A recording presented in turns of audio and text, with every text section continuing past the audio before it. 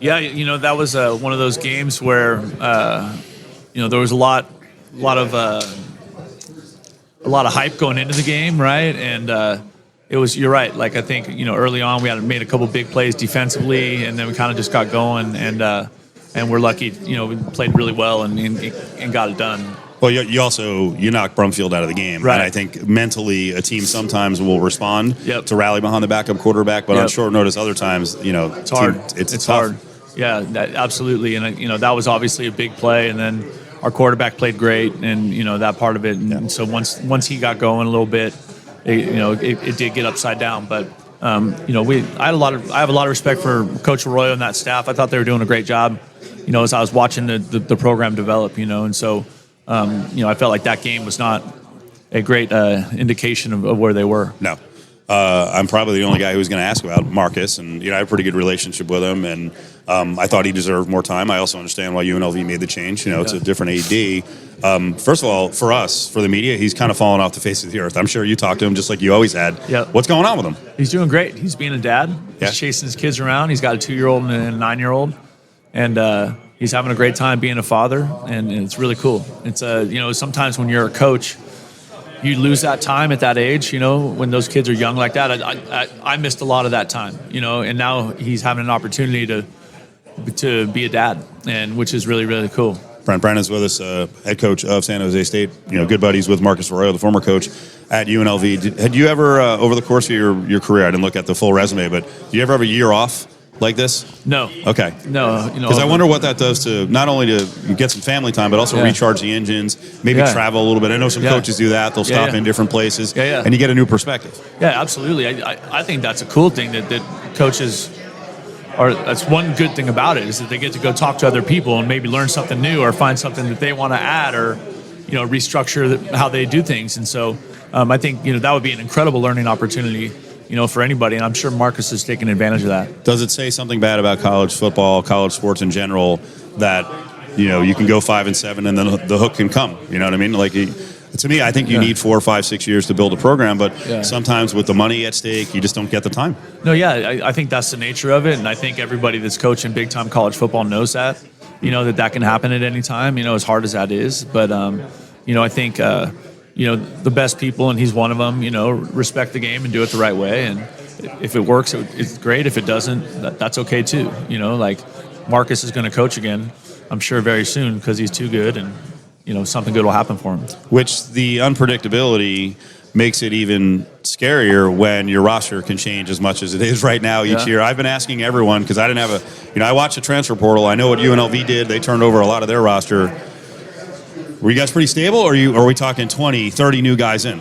No, pretty stable. So pretty stable, yeah. So that part of it's been healthy for us so far. I feel good about, the players that we brought in and the guys that have chosen to leave. And so, like, that's been positive. And I think, we have a really good, healthy family vibe on our team right now. And I think that keeps guys together and keeps guys wanting to stay a part of it. So that's the biggest thing you credit in terms of stability and keeping things together, that it didn't get crazy. What else can you point to from a culture standpoint that guys want to stay around when especially, the way it's working out, it just feels like, people are poaching and trying to, pick, especially at Mountain West Conference programs. Yeah, I think the players are the ones that create that. The players are the ones that do a good job, like keeping each other accountable and keeping each other close. But I also think, I think there needs to be somewhere in the next, cycle, some way to legislate against the tampering and the poaching and the, you know what I mean? Like, I know, but how? That's the thing. It's like, well, they do it in the NFL, right? Okay. They do it in the NFL, and there's a reason the NFL is the most popular sport in America, right? Every game is competitive. Every game has a chance. The 3-10 team can beat the 10-3 team, and Bill Belichick can't call Patrick Mahomes and say, come play for me. Right. I'll pay you an extra $10 million. Sure. You know what I mean? So I'm hoping that somewhere there is some legislation that protects the game. Brent Brennan, San Jose State is up on Cofield and Company, ESPN Las Vegas, on the scene here at Mountain West Conference Media Day number 2. All right, so the beginning of this year, you guys have been pointing to for years. I've been up there multiple times. Saw the original stadium. It's an old stadium. Then all of a sudden, the one side is just torn out. I'm like, wow, this is a big project. Yeah, you're close, right? And this is the year. Yeah, we're moving in right now. This is it. Yeah, we're moving in right now. I'm sure there'll still be. We're like right up against it. Our team reports on Tuesday. Yeah. So, we'll be moving in there, locker rooms, all that fun stuff. It's incredible. The building is beautiful. When you see it, you'll be surprised. Like it looks fantastic, and it's been awesome to see it go up. And it's been being built over the last couple of years, and it's really, really special for us. We've never had anything like that, and we are feeling very grateful for all the people that were involved in getting it done. What's the coolest thing about the building, and how much input did you have, in terms of putting some special touches on it?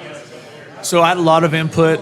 We all did. I think the coolest part of the building, I would say, is probably there is a big dining cafeteria area where we can feed the team, and that's become such a huge important thing for us, is trying to feed our guys to make sure they're strong and replacing the calories they're burning. So I think that's a really cool part. There's a players lounge, which is neat. I think there's just so many. My favorite thing might be that we actually have a team room. Currently, our team room is 110 folding chairs and a projector and a screen. It's nothing special about that room. It's like everybody is sitting in a folding chair. Right. You know what I mean? So people take this for granted. I don't think people realize that, the haves and the have-nots, sometimes you see spectacular stuff with a lot of the big schools. Yeah. At other places, the money hasn't been invested. You guys, finally got it invested. And then the cool thing is, I guess it's cool, but it's also a little bit daunting.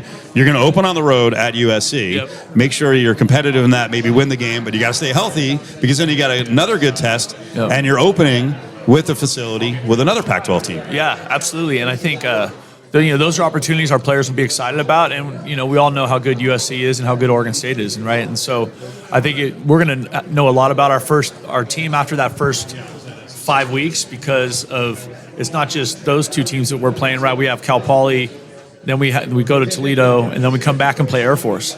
So 5 weeks in, we're going to know exactly what kind of football team we have, which is exciting and, like you said, daunting too, because they're all really, really good. And so we got to come out the blocks playing good football. What do you think had you connect with Cordeiro that he chose you guys?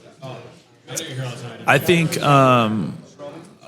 for him it was how it felt, and then what our players told him about us. Okay. I think us as a staff, and I think that's what resonated with him, was just looking for a family that, works hard but cares about each other, and a coaching staff that was really kind of involved and communicative and, just always engaging with our guys. And I think that was healthy for him, and I think that's why he chose us. He was spectacular at times last year. Yeah. How does he get better?